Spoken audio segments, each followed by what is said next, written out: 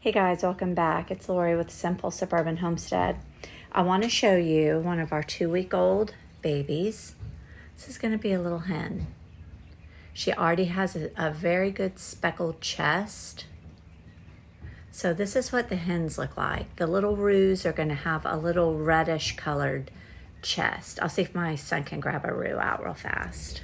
Should be able to. Normally by 3 weeks, we're able to get a pretty good view of the hens and the roos. We need to change our bedding in here out again today. It's about an every other day thing in this brooder. So many babies. Okay, this one, we cannot tell yet if it's a hen or a roo, but its coloring is absolutely gorgeous. It does have more of a red on the chest, which could be an indication, but at this age, that's not a solid farrow, so that one will be vent sexed at the end, probably around 3-4 weeks old. We're having a hard time finding a roo in this bunch. Let me see if I can shut The other thing that I want to mention, I don't know if I mentioned on my other videos, is I like to label each one of my brooder boxes with a piece of tape that has the dates and ages and the numbers, the dates these babies are born, and the number of babies that are in here.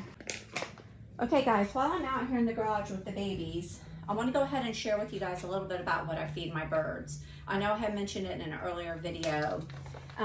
When you have baby chicks, not quail chicks, but chicken chicks, they need a chick start and grow or a chick starter crumble.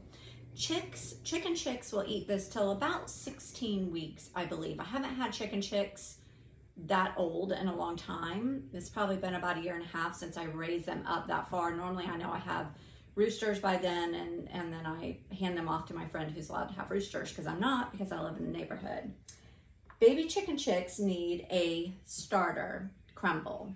That's very important for them. It has just the right amount of vitamins, the right amount of protein that their little bodies need to grow. Quail, however, I had mentioned before, need a game bird starter. Game bird starter crumble has, I believe, 30% protein. Quail babies grow very fast. They completely mature by 6 weeks old. 6 to 8 weeks, they're ready. They're laying eggs. They're ready to be cold, to put in the freezer. They're ready for breeding. I've had little roosters at times, quail roosters, and they're already crowing at 3 weeks. It's absolutely adorable. So that's your chick food and your quail chick food. I don't have any ducks or geese, so I don't have any duck or geese feed or that type of bird food. Chickens, as they move off of their chick food, they're going to go to a layer food. Now, my chickens and my quail eat the same exact layer food. The good thing is the quail do it at 6 weeks instead of 16 weeks. They only need about 16, 17, 18, if you want to go that high, percent protein. Their bodies are developed, and they're good to start laying eggs and providing what they do. So with that being said, you can move to a cheaper feed, and you can feed, if you have chickens and quail, you can feed them the same thing. I highly recommend the crumble. Some people use the pellets for their quail. I don't want to do that. I do the crumble. A lot of people ferment their food, and I did this for about 8 months for my chickens, and that's a lot of fun. You just put a little bit of food in a mason jar, and you fill it with water, and you stir it every day, and after, I want to say maybe 3 days, you've got a good bubbly ferment on the top, and dump it right into their feed troughs. And a lot of people do it with their quail. I've never done it with my quail, but the chickens loved it back when we were doing that. I think maybe we went out of town or something, and I got off my schedule and just didn't start it back up. Ferment, just like sprouts, will smell bad. So if you do it in your kitchen, this morning when I rinsed my sprouts, I was like, ooh, they're starting to smell kind of funky. But you just rinse that off, and you rinse them every day, and you're good to go. With the ferment, you don't rinse it, you just stir it. Okay, so that's the feeds. I also will be getting meat bird food tomorrow because I'm going to be picking up my meat bird chicks on Friday, and I will bring you guys along for that adventure. I believe I'm going to get 5 this time around. Meat bird are different. They have to be in a brooder setting. They have to be with heat a lot longer than the quail do. The meat birds, we usually butcher at about 7-8 weeks, and it's probably about 4 weeks that they need heat. Their little bodies grow so much faster than their feather covering, and so they really need heat until they're fully feathered.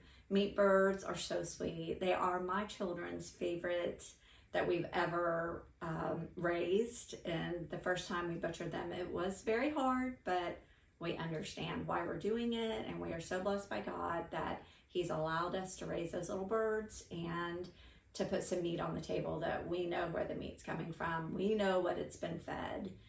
So being in a neighborhood, I can't do that. I can't have cows. I can't have pigs. So we actually have a cousin of ours who butchers his steer, and we buy, the last time we bought was, I believe, 1.5 years ago, and we'll get 1/4 of a cow at the end of this year. So we know that what that cow's been fed and the ground it's been on. So that's always exciting. Don't think we could do rabbits. I don't think I care for rabbits. I believe as a child we ate rabbits living out on the farm where I grew up at, and I don't really have any interest in rabbits. I love to use lard in my baking and in my cooking. So I would love to have a pig to render lard from and do all that fun stuff, but can't do it in a neighborhood. So anyway, onward. I had mentioned that when my chicks are babies, I like to give them electrolytes and vitamins in their water. I believe that this gives them a good boost. Possibly it helps against wry neck. I have not had one of my own other than the little turkey I mentioned. I was just trying to think. I haven't had any chickens with wry neck, and I haven't had any quail with wry neck. But the one little rooster, or the one little turkey baby that I had at 3 weeks, he got very sick with it, and after a week of treatment, he didn't get any better, and my husband had to put him down. That was so sad. He was the sweetest little turkey. He would walk around and drop that feather and drop his little wing down and strut. He was just adorable. We're guessing he was a boy because he strutted for us. But anyhow, the Hydra Hen I like to use with the vitamins and electrolytes for the first week. After the first week, the baby quail I have out here in the big wooden brooder are now 1 week old yesterday, and the other ones will be 2 weeks old on Friday, and they are no longer getting the Hydra Hen. The vitamins also have electrolytes in them, and these babies aren't sick. Nobody's showing any sign of anything going on with their necks. So I'm going to go ahead and hold off on the Hydra Hen. Plus, it's not hot here. So in the summer, I will offer Hydra Hen in their water. I offer it to my chickens in their water just because it's blazing here in Florida. So anyhow, that's the 2 sources of electrolytes and vitamins that I use. One other thing I want to show you guys while I'm thinking about it is this quail feeder that I ordered off of Etsy. Now, my husband had made me some of these last year for my quail because quail are very messy eaters. They tend to strew their food everywhere. They put their heads in and they shake when they eat, and food goes everywhere. So this was one that we had hatched some button quail out, and holy cow, buttons are little and they're very hard to catch. We ended up selling those. My son, I would see him run through the backyard with the net. He was having to catch a button. Every time he opened the door to feed him, the buttons were out. So we ended up selling the buttons, and the guy that I sold them to a couple of weeks later sent me pictures, and he had a whole slew of little itty bitty eggs. It was so precious. But anyway, this is off of Etsy. If you have the money and you want to invest in something, depending on what type of cage setting you're going to use for your quails, this is amazing. I won't need it in my hatching time cage, but if I was to put them back on the ground out in the aviary, this is wonderful. It's just one of the little shoe boxes like from Walmart, and it has these little head pieces cut into it, which the one my husband built me, or I guess he made me 3 or 4 of them. They were just a little round Rubbermaid, generic Rubbermaids from the Dollar Tree, and he took his little round saw and he sawed the holes into it, and then we sanded them so there wasn't anything that would hurt the babies, and they worked pretty well. I used those for a long time, so we would probably make those again, but this one's really nice because there's no mess in this. Those babies, the food stays in it, nothing was on the ground. So that's awesome. So if you're interested in that, got it off of Etsy. I think I paid like $23. They do charge shipping, and the shipping was kind of ridiculous. So that's why I have 1 and not 2. There you go, babies. Okay, the last thing I want to talk to you guys about is my bedding. So I'm trying to make sure I can get where you guys can see it. The bedding for my quail pen. So in the aviary, if you put your quail in an aviary setting, I always used pine shavings from Tractor Supply. I like to put these in my chicken coop, and I did use hay. I bought a bale of hay, and I still have it in a big garbage bag here in the garage. I did use hay. If hay gets wet, it will mold. So I tend to go with shavings. It's a little bit easier to get out once you've used it, and it tends to last as long as anything else. Now, my thing that I want to share with you guys is my friend who raises quail, who got into quail with me. He bought quail from me back a year ago, January, and he started. Some of the babies that I just hatched out were off of his eggs. He is now using this horse stall refresher. It's called Sweet PDZ, and I got this from Tractor Supply. Cost-wise, this little bag, which is kind of like a sand consistency because I saw his, and you don't need much in your poop pans. You would just dust it with them, not much at all. But it neutralizes the ammonia smell. And quail, their fecal matter and their urine is very strong, much different than chickens. It's kind of a unique smell. So in the winter, when I have them in my garage, it's perfectly great. Don't notice it. I tend to change shavings at least every other day, depending on how many birds I have in the layers of my cages.